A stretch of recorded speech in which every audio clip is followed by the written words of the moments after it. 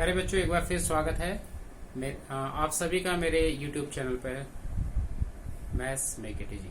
बच्चों, अब पिछले कुछ लेक्चर से मैं आपको बता रहा था एक चैप्टर इनवर्स ट्रिग्नोमेट्रिकल फंक्शंस। आज हम एक बिल्कुल नया चैप्टर लेके चल रहे हैं और आज इसका इंट्रोडक्शन इस चैप्टर का मैं आपको दूंगा।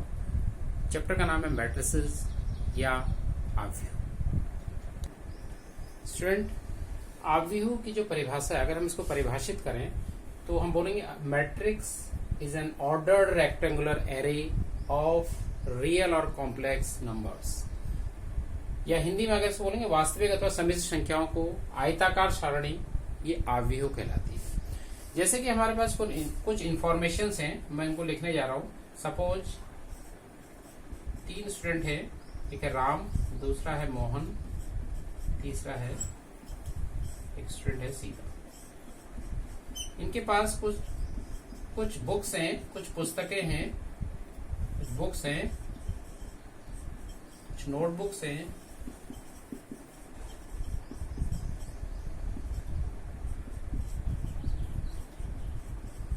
और कुछ हम ले लेते हैं पेन्स। कुछ हमारे पास इंफॉर्मेशन इस प्रकार है कि ये मान के चलते राम के पास 7 बुक्स हैं, 8 नोटबुक्स हैं और 5 पेन। मोहन के पास 8 बुक्स हैं या पुस्तकें हैं और 7 नोटबुक्स हैं और 4 पेन्स हैं। एंड सीता के पास इसी प्रकार से 9 बुक्स हैं, 10 नोटबुक हैं और 5 पेन। तो ये एक इंफॉर्मेशन हमारे पास है। अगर हम इसको एक रेक्टेंगुलर फॉर्म में लिखें तो हम इसको इस प्रकार से लिखते हैं 7 8 5 7 8 5 8 7 4 एंड 9 10 5। इसको हमने एक रेक्टेंगल बना दिया, रेक्टेंगुलर फॉर्म में एक ब्रैकेट के अंदर हमने इसको लिख दिया। तो इसको हम एक मैट्रिक्स या एक आव्यूह कहते हैं और इसको किसी कैपिटल लेटर से हम इसको डिनोट करते हैं। हाँ स्टूडेंट, यहाँ पे मैंने एक आव्यूह या एक मैट्रिक्स लिखा है, आप देख सकते हैं इसके एंट्रीज इस ढंग से। तो ये जो अवयव हैं, ठीक है, अगर इनको काउंट करें तो आप काउंट कर सकते हैं। दीज आर 4 और ऐसे 3 है तो 4 3 12। तो ये पर्टिकुलर इनकी हम एंट्रीज बोलते हैं, एंट्रीज या अवयव कहलाते हैं। अब जैसे यहाँ पर जो एग्जाम्पल लिया है मैंने, इस अवयव को आप देखते हैं तो आप देख रहे हैं इस प्रकार की कुछ रोज हैं या कॉलम्स हैं, इसको आप कॉलम्स बोलेंगे, इनको हम रोज बोलते हैं। तो जो हॉरिजॉन्टल लाइनें हैं ये रोज कहलाती है। तो जैसे ये इसकी फर्स्ट रो हिंदी में पहली पंक्ति, ठीक है। ये इसकी सेकंड रो है या द्वितीय पंक्ति है, सेकंड पंक्ति है। और ये इसकी थर्ड रो है या तीसरी पंक्ति। तो कुल मिला के इस जो गिवन जो हमारा मैट्रिक्स है इसमें कितनी पंक्तियां हैं? 3 है। और ये जो लाइन है, मतलब ये जो खड़ी हैं, इनको हम इनके कॉलम्स बोलते हैं। तो ये इसका फर्स्ट कॉलम या प्रथम स्तंभ इसको बोला जाता है। ये इसका सेकंड कॉलम, द्वितीय स्तंभ, ये इसका थर्ड कॉलम या तृतीय स्तंभ और ये इसका फोर्थ कॉलम या चतुर्थ स्तंभ कहलाता है। तो कुल मिला के आप देख रहे हैं इस आव्यूह में जो रोज हैं वो 3 हैं और जो कॉलम्स है ये है 4। तो अगर इस आव्यूह को अगर हम 3 गुणा 4, 3 रोज और 4 कॉलम्स है, तो इस आव्यूह का अगर कोई भी पर्टिकुलर अवयव है या कोई भी पर्टिकुलर इसकी एंट्री है, इसको हम ए से डिनोट करते हैं। जैसे ये जो है इसका पहली पंक्ति का फर्स्ट रो के फर्स्ट कॉलम का है, तो इसको हम A11 से डिनोट करते हैं। ऐसे ये वाला जो है आप देख रहे हैं, ये फर्स्ट रो सेकंड कॉलम है, ये फर्स्ट रो थर्ड कॉलम है, ये फर्स्ट रो फोर्थ कॉलम है। इसके बाद ये वाला जो है ये सेकंड रो फर्स्ट कॉलम, ये वाला देख सकते हैं आप, सेकंड रो सेकंड कॉलम का अवयव है। ये वाला जो है सेकंड रो थर्ड कॉलम का है और ये वाला सेकंड रो फोर्थ कॉलम का है। ये वाला आप देख सकते हैं, third row first column, this one third row second column, और ये वाला थर्ड रो थर्ड कॉलम, और ये वाला जो एंट्री है ये थर्ड रो और फोर्थ कॉलम की है। तो ये आपका व्यू है।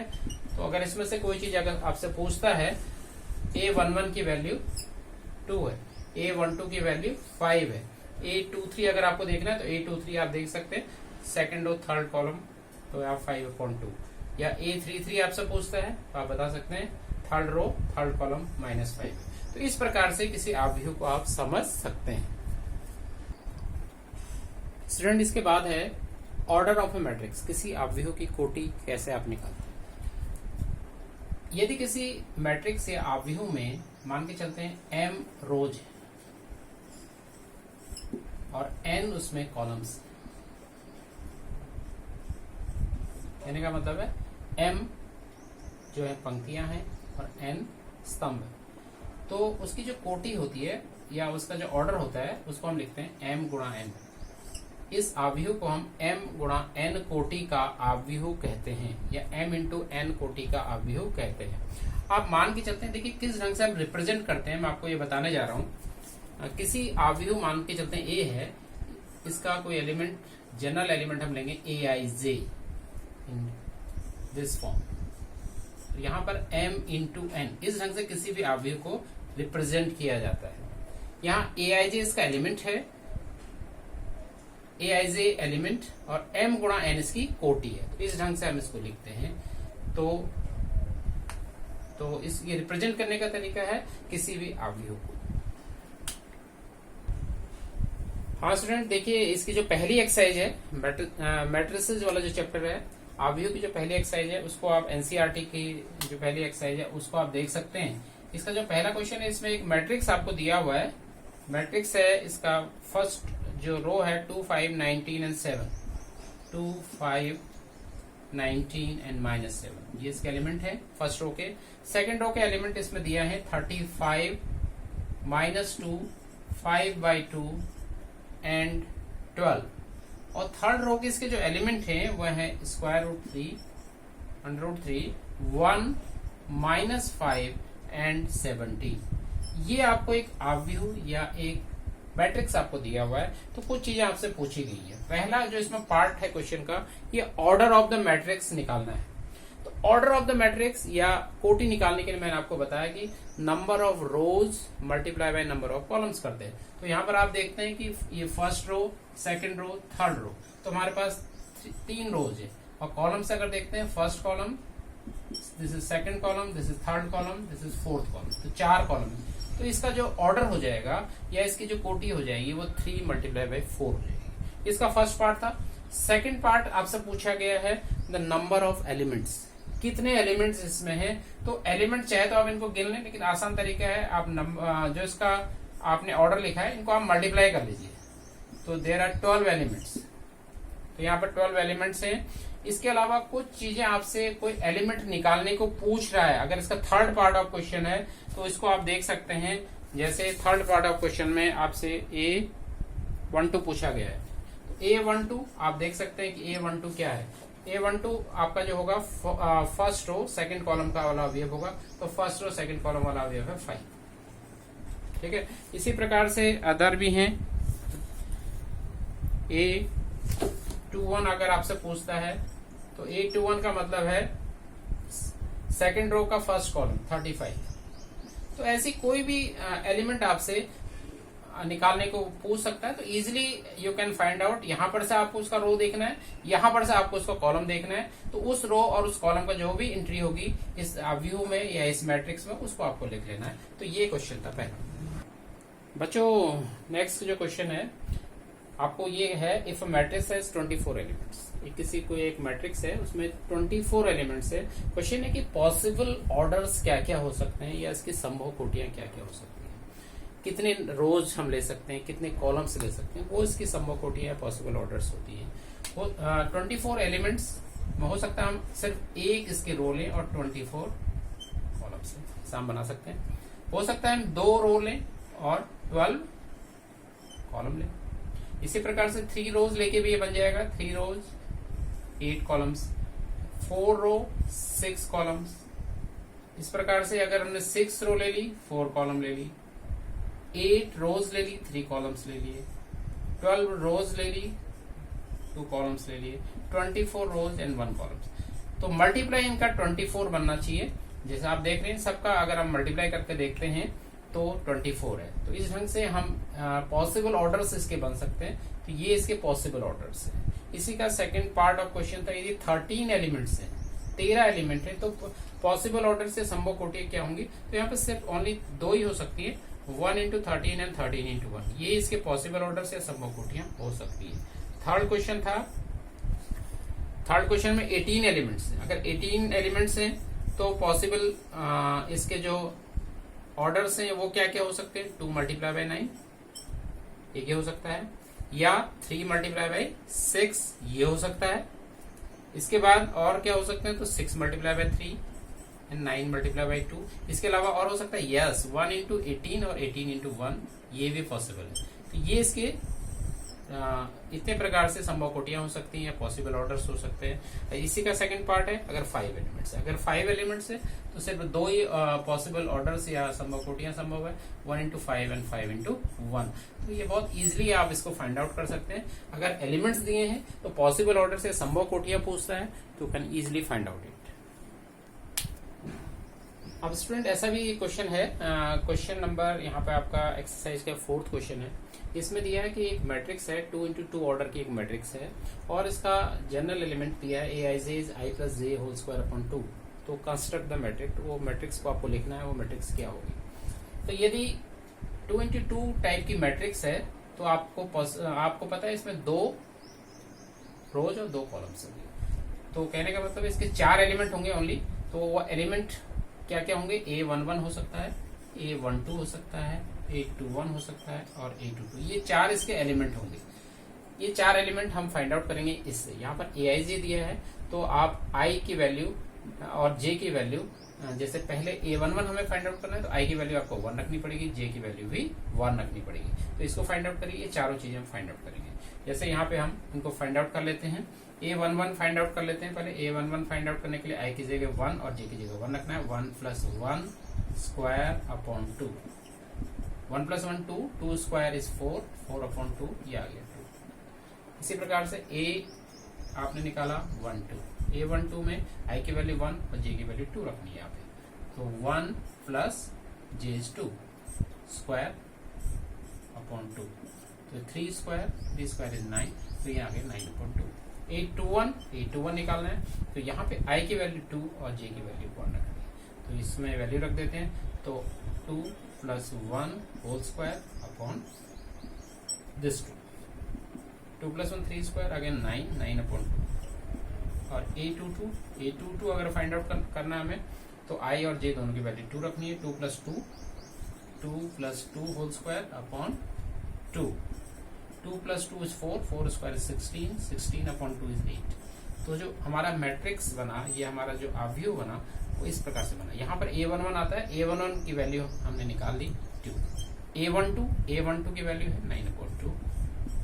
यहाँ पे आता है A21 इज ऑल्सो 9 अपॉन 2 और A22 इसकी वैल्यू आ गई 8। तो ये इस ढंग से अगर आपको कोई एलिमेंट दिया है, आपको ये दिया है किस ऑर्डर की मैट्रिक्स है और उसका एक जनरल एलिमेंट क्या है, तो आप ये इजिली उस मैट्रिक्स को फाइंड आउट कर सकते हैं इस ढंग से, ये तरीका। हाँ स्टूडेंट देखिए, अभी फाइंड आउट करना है एक 2 into 2 मैट्रिक्स जिसका एक general element is given half mod -3i + j। तो मेथड इज सेम, वही ढंग से हम करेंगे। हमें यहाँ पे 4 एलिमेंट होंगे 2 into 2 मैट्रिक्स के, वो होंगे A11, A12, A21 and A22। इनको हम फाइंड आउट कर लेंगे। A11 यहाँ पे i और j दोनों की वैल्यू 1 रखनी है, तो it is half mod -3 into 1 plus j is also 1, half -3 + 1, -3 + 1 is -2, -2 का जब मॉड निकालेंगे वो 2, तो 2 अपॉन 2 दिस 2, तो ये आ गया 1। A12 निकालना है, A12 निकालने के लिए i की वैल्यू रखनी 1 और j की वैल्यू 2। यहाँ पे ये वैल्यू रख देते हैं, half 3 into i is 1, j is 2। -3 + 2, -3 + 2 is -1, mod of -1 is 1, आगे 1/2। ऐसे a21 हमें फाइंड आउट करना है, वैल्यू यहाँ पुट करके हमने सब्स्टिट्यूट कर लेते हैं, -3 इंटू i2 एंड j = -6 + 1 -5 को mod आ गया 5/2 एंड a22 फाइंड आउट करना है, दोनों वैल्यू i और j की value 2 half -3 into 2 + 2 mod half -6 + 2 mod -6 + 2 is -4, mod of -4 is 4/2 और इसका कैलकुलेशन हो गया, सॉल्व हो गया 2। तो ये मैट्रिक्स आप लिख सकते हैं इजिली।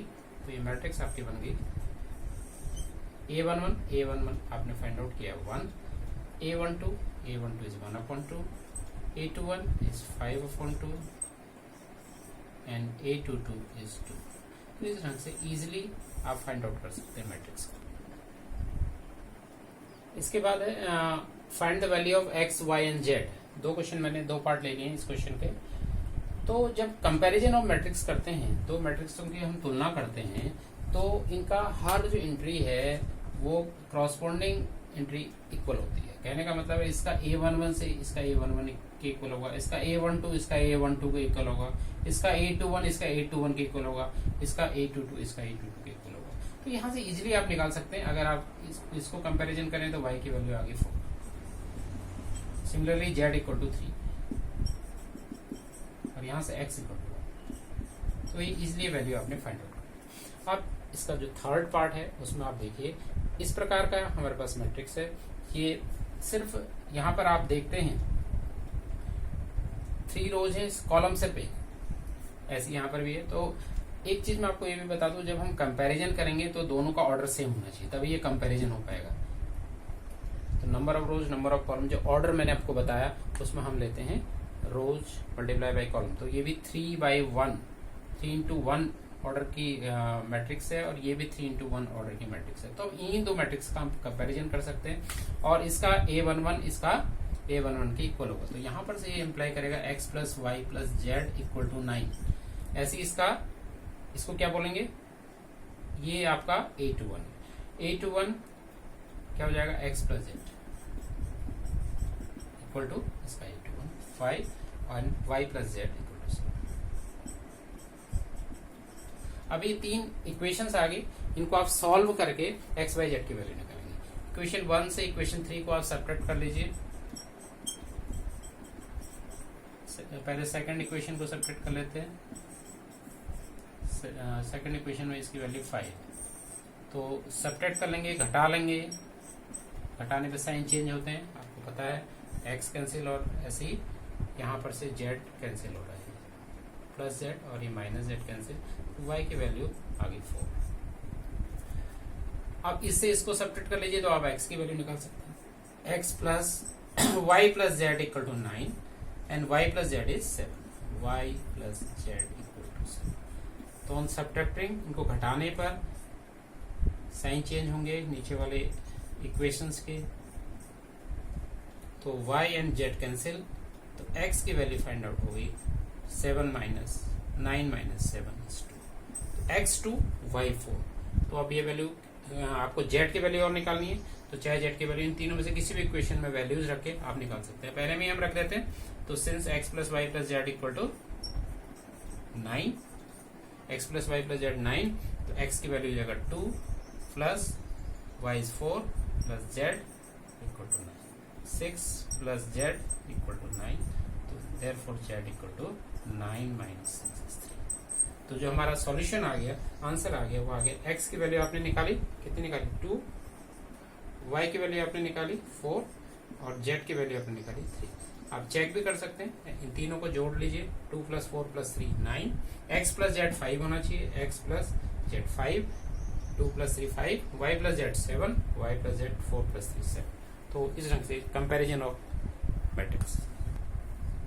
तो स्टूडेंट, आज मैंने अपना इस चैप्टर का पहला लेक्चर इंट्रोडक्शन टू मैट्रिसेस या आपका जो है आव्यूह जो आपने पढ़ रहे हैं, इनकी अवधारणा के बारे में पढ़ा। इसमें आव्यूह होता क्या है इसको हमने समझा, उसकी कोटि या उसका ऑर्डर क्या होता है ये समझा, और फाइंड आउट द वैल्यू। जैसे आपको एक जनरल फॉर्म में AIJ दिया हुआ है, उसका एक जनरल टर्म दिया हुआ है और उसका ऑर्डर दिया हुआ है, तो उस अवयव को या उस मैट्रिक्स को पूरा फाइंड आउट आप निकाल सकते हैं। कंपैरिजन ऑफ मैट्रिक्स आपने पढ़ा, ये जो मैंने क्वेश्चंस कराया कंपैरिजन ऑफ मैट्रिक्स, दो मैट्रिक्स आप कैसे कंपैरिजन करते हैं ये बताइए। तो आशा है आपको ये सब समझ में आया होगा। नेक्स्ट डे मिलेंगे। Thank you.